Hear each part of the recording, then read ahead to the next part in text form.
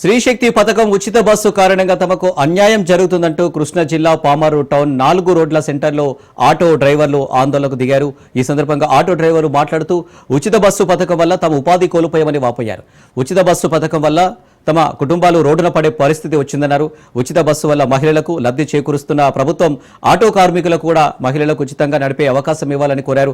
రోజుకు 1000 రూపాయలు ఉపాధి కల్పించి ఆటోలకు డీజిల్ కొట్టిస్తే తమ ఆటోలను ఉచితంగా నడుపుతామని తెలిపారు.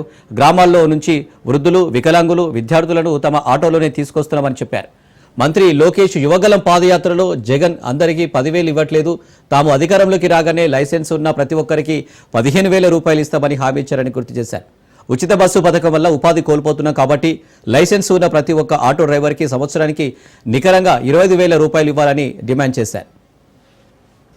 నష్టపోతున్న మనం ఉపాధి కల్పించాలని చెప్పని డిమాండ్ చేస్తా ఉన్నాం. లేదు కానీ మనం సాధించుకునేంత వరకు ఈ నిరసన కార్యక్రమాన్ని కొనసాగించాల్సిన అవసరం ఎంతైనా ఉంది. అలాగే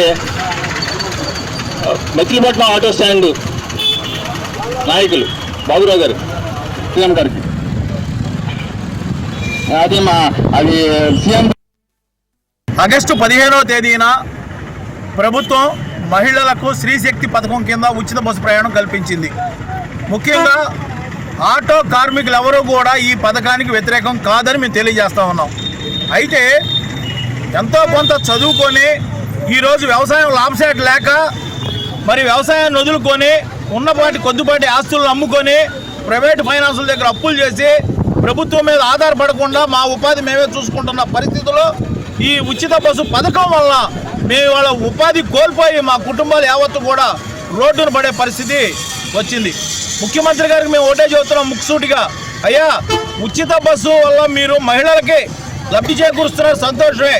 మేము ఆటో కార్మికులు మా ఛాలెంజ్ ఒకటే, మీరు ఆదేశిస్తే మేము ఆటోలు కూడా ఉచితంగా తిప్పుతాం, మాకు కావాల్సిన డీజిల్ ఇవ్వండి, అలాగే రోజుకి 1000 రూపాయలు ఉపాధి ఇస్తే మేము కూడా ప్రజలందరికీ కూడా ఉచితంగా సర్వీస్ చేస్తామని చెప్తున్నాం.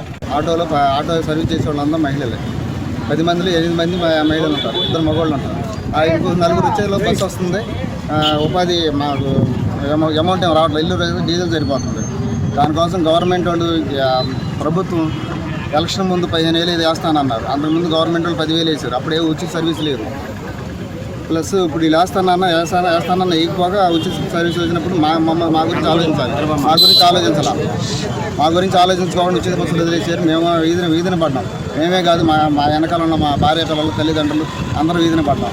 రోజుకి 1000 రూపాయలు తీసుకెళ్లే వాళ్ళ రోజుకి 100 రూపాయలు తీసుకెళ్ళడం కంటే కష్టమైపోతుంది. దాని గురించి ప్రభుత్వం ఆలోచించి మాకు ఏదో ఒక ఉపాధి కల్పించాలి. ఉపాధి కల్పించాలంటే సగటు మనిషి బతకాలంటే 30,000 కావాలి. ఉచిత బస్సులు వదిలేరు. ఉచిత బస్సులు వచ్చినప్పుడు మాకు ఉపాధి కోల్పోయాం కాబట్టి మాకు ప్రతి నెల 30,000 ఉపాధి ఇస్తే మేము ఉచిత సర్వీస్ చేస్తాం. ఉచిత సర్వీస్ అంటే 8 అవర్స్ తోటి గవర్నమెంట్ తోటి మేము 10 అవర్స్ తోటి గవర్నమెంట్ చేసి మేము సర్వీస్ చేసుకుంటాము. మాకు డీజిల్ డబ్బులు ఇచ్చేసి మా ఉపాధి కల్పించే నెలకు 30,000 ఉపాధి కల్పిస్తే మేము సర్వీస్ చేస్తాం, ఫ్రీ సర్వీస్.